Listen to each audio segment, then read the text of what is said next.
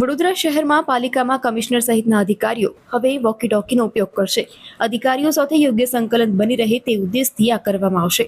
વરસાદની સિઝનમાં બેટરી સહિતના ઇસ્યુ ન સર્જાય અને યોગ્ય કામગીરી થાય તે માટે આયોજન કરવામાં આવ્યું છે. સેનેટરી ઇન્સ્પેક્ટર, ડ્રેનેજ પાણી સહિતના અધિકારીઓને આ વોકી ટોકી ડિવાઇસ આપવામાં આવ્યા છે.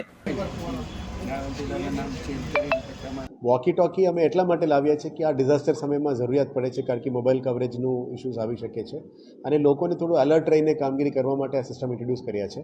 ખાસ કરીને સેનિટરી ડિપાર્ટમેન્ટના સફાઈ મિત્રો સવારે 7 વાગે આવે, રોડ સફાઈ વ્યવસ્થિત થાય અને અમારે રિપોર્ટિંગ લેતા વખત અમુક વખતે લોકો જોવા ના મળે, એટલે પ્રોપર રિપોર્ટિંગ આપવા માટે સેનિટરી ઇન્સ્પેક્ટર્સે તમામને આપ્યું છે. અને સવારે મ્યુનિસિપલ સર્વિસમાં પાણી અને ડ્રેનેજનું મોટા સમસ્યાઓ ના આવે એને કંટ્રોલમાં લાવવા માટે વોટર ડિપાર્ટમેન્ટ, ડ્રેનેજ ડિપાર્ટમેન્ટ અને સેનિટેશન ડિપાર્ટમેન્ટને વોકી ટોકી આપવામાં આવી છે. Deputy commissioner, assistant commissioner, sanitary inspectors, drainage department અને પાણીના ડિપાર્ટમેન્ટ સાથે અને ફાયરના ડિપાર્ટમેન્ટ તો પહેલાંથી છે જ.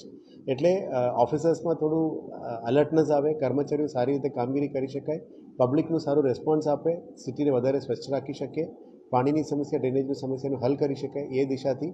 અને આવનારા દિવસોમાં જે યુનિફોર્મ સિસ્ટમ અમે ઇન્ટ્રોડ્યુસ કર્યા છે એ પણ તમામ પહેરવાનું શરૂ કરી છે. ધીરે સિસ્ટમ ડિસિપ્લિનમાં લાવવા માટે અને વધારે એફિશિયન્ટલી પબ્લિકની સેવા આપી શકાય એ ઈચ્છાથી આ સિસ્ટમ્સ લાવવામાં નક્કી કર્યું છે.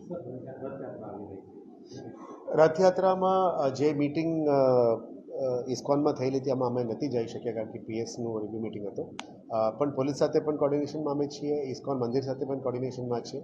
જે પણ સૂચનો મંદિર તરફથી રિક્વેસ્ટ આવી છે, પોલીસ તરફથી રિક્વેસ્ટ આવી છે, તમામ કામગીરી અને અહીંયા પદાધિકારીઓ તરફથી મેયરની અધ્યક્ષતાના પણ એક મિટિંગ કરવામાં આવ્યું.